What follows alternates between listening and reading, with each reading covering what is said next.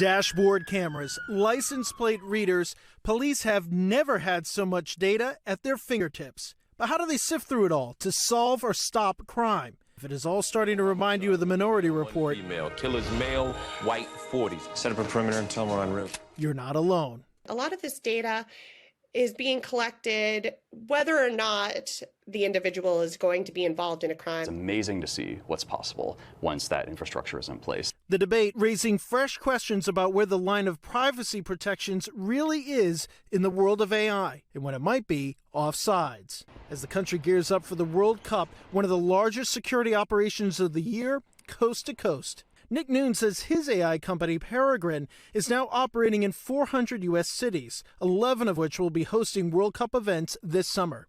Working with those responders to bring together information to say, this individual that might be entering the stadium has a history of violence related to a gun. That's the difference between having a secure event or a crisis. But it's not just the World Cup. Noon says his platform never goes to sleep. Police and fire departments are dealing with data that's streaming into their organizations 24 hours a day, 7 days a week. The first thing to focus on for us is not AI, but how to take otherwise incompatible data and connect it together. What types of data then are we talking about? Reports that come from police departments, evidence such as body camera, video, case information, 911 dispatch calls. It's part of a technological revolution they hope becomes as integrated with the beat cop as the uniform and badge. Police say in Virginia, a photo of a man who abducted a little girl led them to identify him in 13 minutes because of the tech,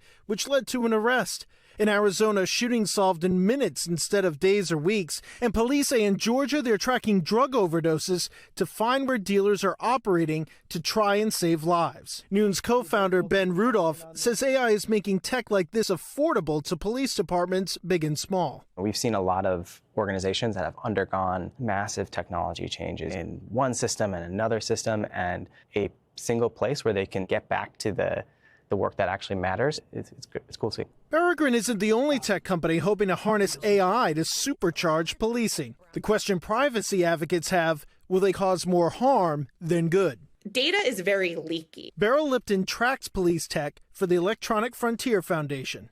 It is very difficult to ensure that data collected in one place is not going to be accessed inappropriately or shared far beyond where we expect that data to go. And with cameras everywhere from the streets to stadiums to theme parks, others are worried about tech getting things wrong. The ACLU tracked more than a dozen cases of wrongful arrests after police relied on facial recognition that incorrectly identified suspects.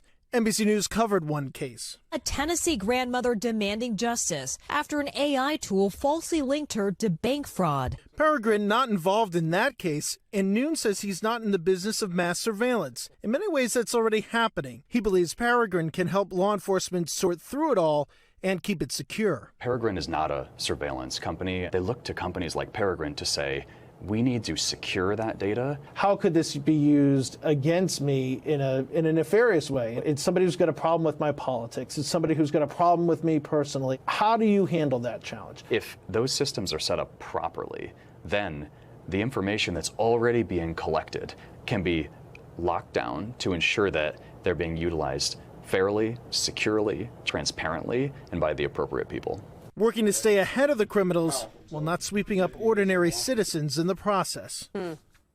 Tom is here joining us now for more. It's super interesting, Tom. What about like local law enforcement, local towns, communities? How are they grappling with this? Yeah, so the experts that we've talked to say you want to consider a couple of different things. First, you want to consider how is this information, what type of information is coming in. Second, you want to consider what are the rights or the permissions that somebody has to look at it. What's the audit to make sure somebody's not looking at something that they shouldn't? Yeah. And then the third is, where's it being shared within my community, but is it being shared with other communities? It's so interesting because it does feel kind of like a microcosm of the whole AI debate that I think we're having nationally, societally, and globally as well. Well, exactly. I mean, you look at this and you see the amount of data that police departments have to work with and everything that's coming into them. They tell me it's almost too much. It's great that we have all this, but it's almost too much. And now that this can be applied, and Peregrine says, look, one of our best examples is when we told the police department, actually, that's not your suspect. You might think that that person is the person who shot the other guy, but it's not. And here's the reasons why. So they see it as a way of having that accuracy.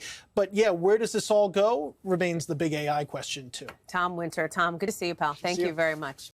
We thank you for watching. And remember, stay updated on breaking news and top stories on the NBC News app or watch live on our YouTube channel.